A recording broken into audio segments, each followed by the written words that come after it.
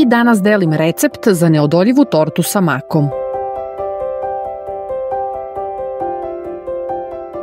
Ova poslastica je izuzetno ukusna, svi je obožavaju i što je najbolje, sprema se brzo, bukvalno za 10 minuta, bez pečenja, od sasvim običnih sastojaka koje ću vam ispisati na kraju videa sa tačnim merama kako biste lakše kupili sve potrebne sastojke ukoliko vam se dopadne i poželite da je napravite.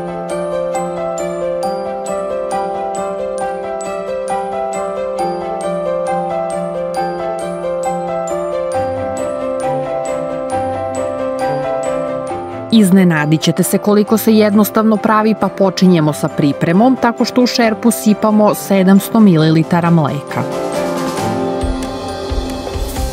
Onda dodamo 100 g šećera.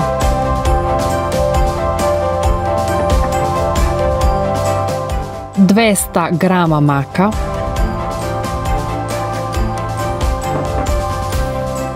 Zatim 50 grama griza. I 100 grama maslaca ili margarina.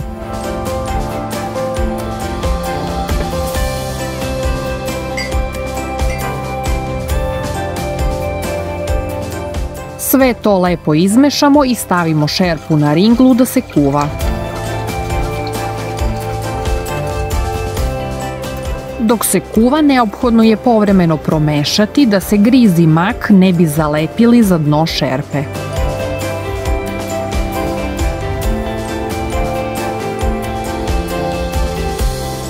Kada mleko proključa, kuvajte još 2 minuta uz mešanje. Sklonite šerpu sa ringle i dodajte 300 g mlevenog keksa. Ja sam koristila običan keks, ali može i mlevena plazma. Sada sve lepo izmešajte da se sastojci lepo povežu i sjedine.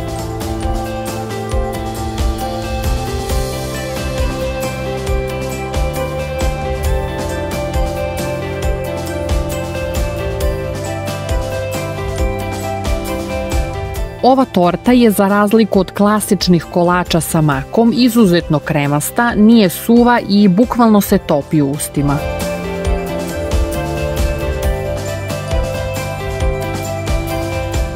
Kada sve lepo izmešate i kada se sastojci sjedine, smesu prespite u kalup.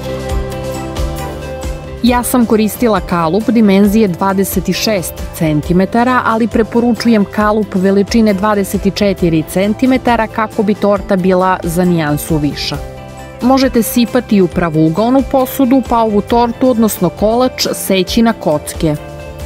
Dok je još vruća smesa, svuda je ravnomerno razmažite. Nemojte čekati da se ohladi jer će se onda jako teško razvući. Poslednji korak je glazura od čokolade. 100 g crne čokolade ili bele ukoliko više volite otopite sa 4 kašike ulja i prelite preko torte. Čokoladu ravnomerno rasporedite i torta je spremna za hlađenje. Nakon 3-4 sata u frižideru tortu možete poslužiti. Ako vam se dopao ovaj recept, lajkujte video, zapratite moj kanal i pišite u komentarima sve predloge, sugestije i ideje. Uživajte, prijatno!